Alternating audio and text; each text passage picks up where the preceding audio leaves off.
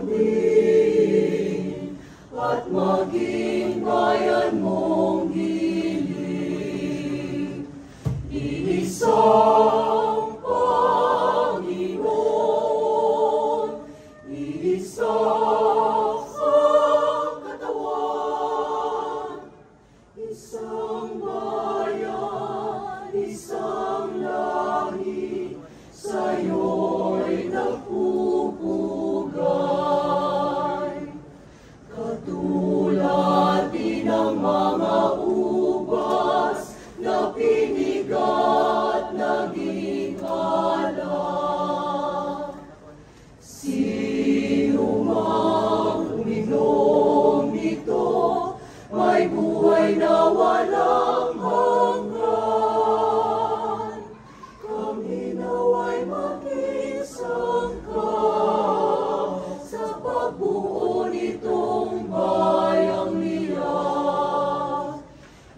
Isang Panginoon, iisa ang katawan, isang bayan, isang lahi, sa'yo'y nagpupugan.